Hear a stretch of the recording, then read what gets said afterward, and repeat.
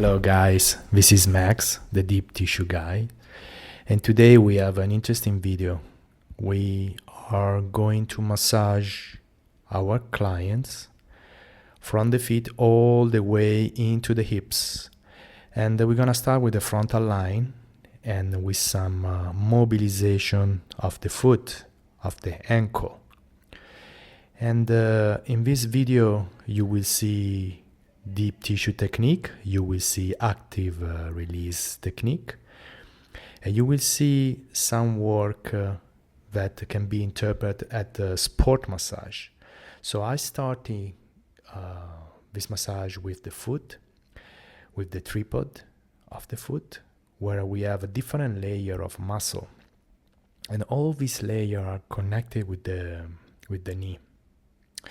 So every time you massage a foot, you have to think about where and why are we massaging. For example, right now the tibialis anterior, that is connected with the fifth metatarsal into the foot, and we work on that stirrup between the tibialis posteriors and the tibialis anterior and the peroneal, that all create an interesting connection of fascia, of muscle, of strength, of biomechanic that allow the foot to stay grounded on the floor and not overpronate or oversupinate, depending on how much strength tibialis posterior or peroneal tertius or peroneal has on the foot. So every time you massage, you want before to do some assessment of the strength of the muscle, and then you decide which muscle has to be released and which muscle has to be strengthened. In this case, you can see a really nice technique I steal from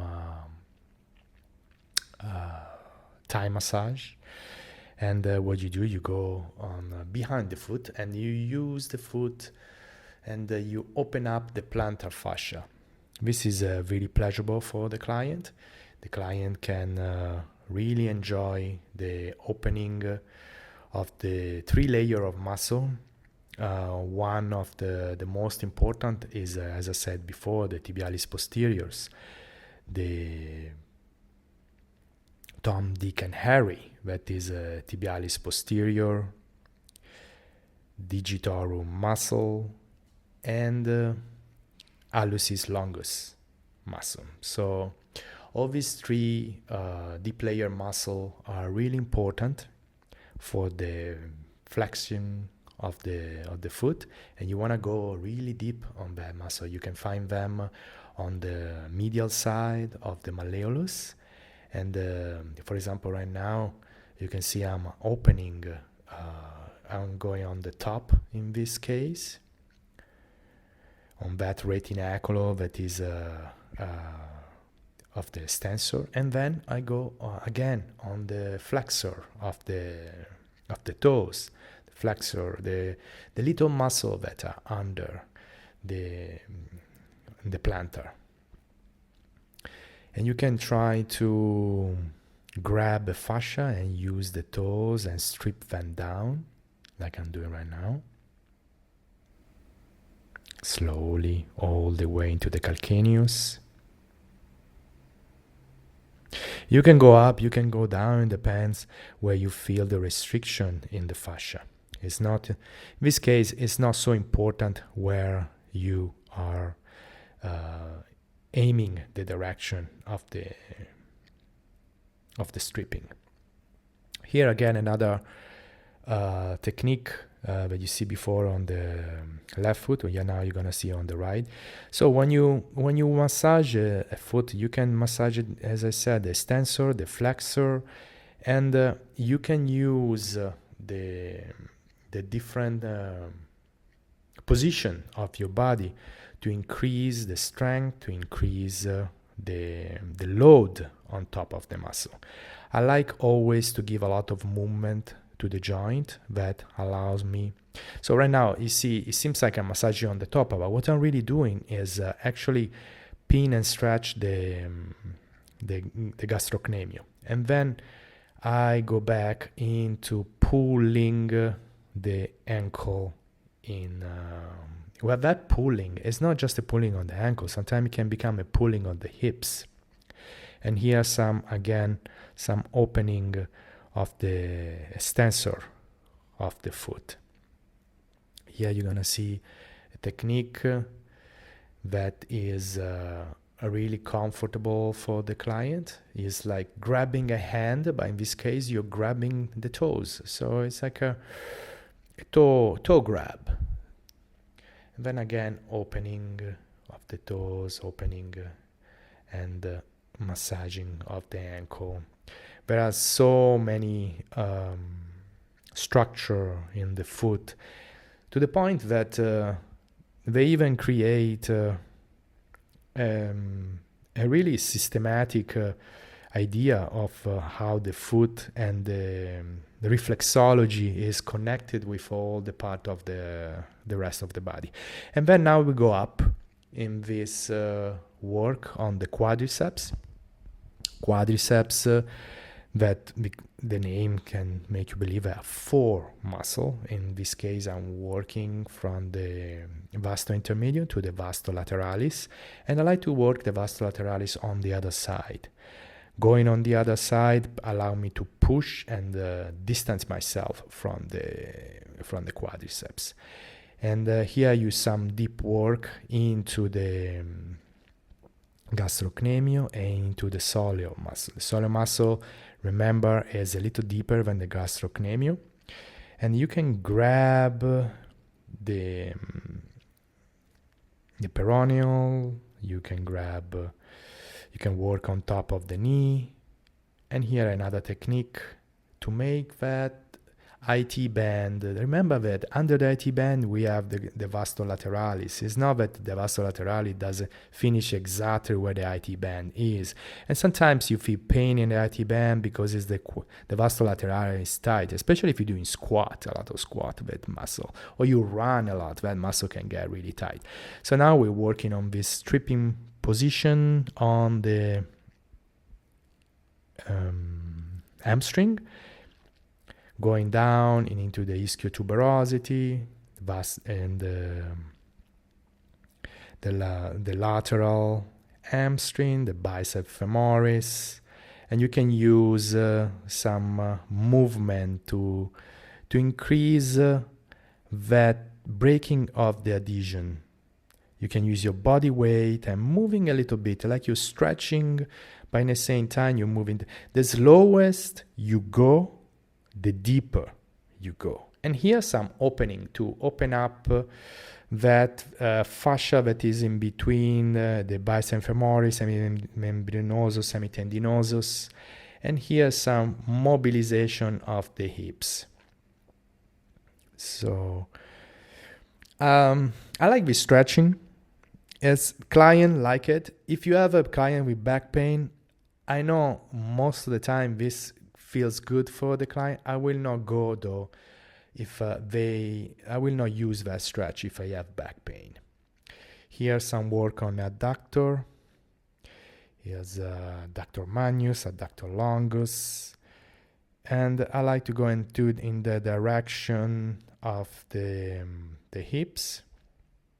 Or you can even grab it and create a rotation of the muscle externally or even internally. Depends where you want to go with your massage. Here again, some working on the adductor, the tibia, the adductor longus is very often very tight, especially close to the hips, close to the pubis. It can feel tight in people with a really high hips on this side. So most of the time when you find a tight adductor, you will find that the hip on that side is higher. probably because of it. So when you have, and the same thing, when you have actually the abductor that are tight, you will see a hips that is actually dropping down.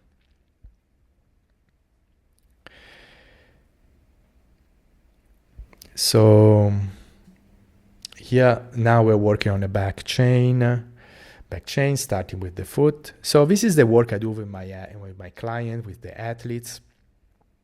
And I start from the front, and then I start working on the foot and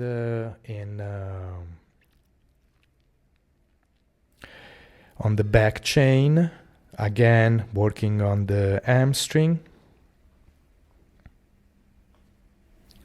The prone position allow you to reach certain depth that you can with the supine position. So here, some pin and stretch. Very important when you do pin and stretch that you consider all the muscle. You don't have to skip any centimeter of the muscle. You get to work all of them. Here's some more work on the tibialis anterior. And here again, the pin and stretch. As you can see, I kind of push the fiber up while I'm pressing into the muscle. And here some work on the ischiocruralis.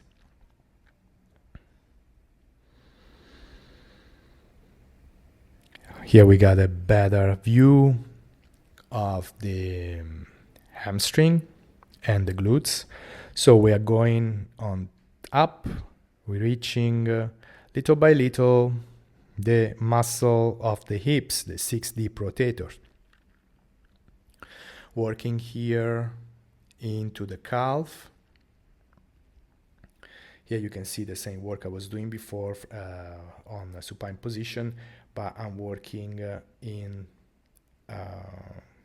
prone position. So working on the tibialis here, you're grabbing and pulling, moving the joint to find that point on the tibialis posterior that is really tight. And then you can even work on the popliteus. And again, here you see the same movement I was doing before, all the way into the glutes.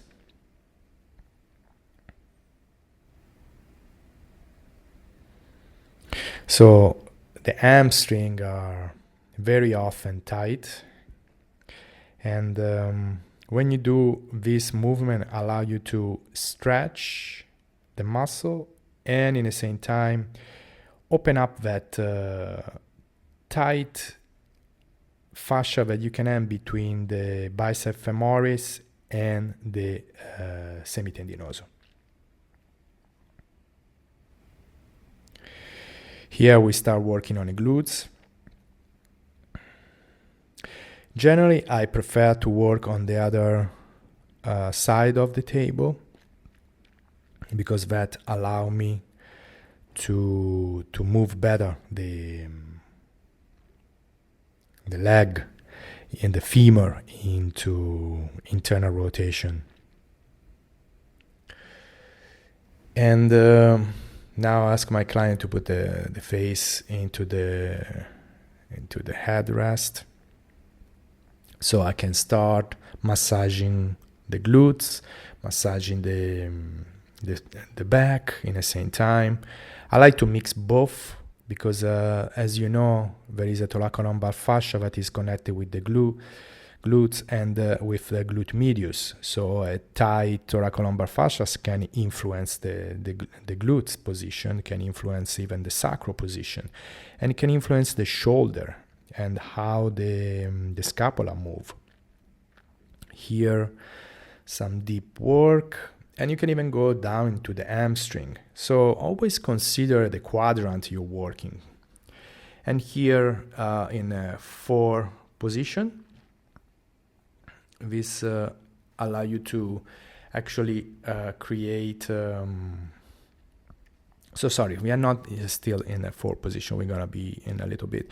So yeah, here is how I will work generally on this side, and here on the 4 position. Here allow you to really pinpoint every different muscle into the hips, but this time they're in kind of stretch position so that you can really reach them on a different level. And this is important for people with a lot of hyperlordosis. This position put them actually in kind of reduce the hyperlordosis and allow you to work better on the muscle without creating too much trouble in the back. Here on the sacrotuberous ligament, then on the gemellus inferior, gemellum superior, and all the way. The more I go up, generally, the more pain the client feel, especially when you reach the piriformis, the sciatic nerve pass under it, or even between it. And here we are on the glute medius. So guys, this is how I work on the legs of my client. Remember to check my Patreon. Remember to put a like and a subscribe. Hopefully I can come with more videos soon. I have another video on the sideline position. I hope you will enjoy it, and see you soon. Thank you very much for watching. Take care. Bye. Ciao.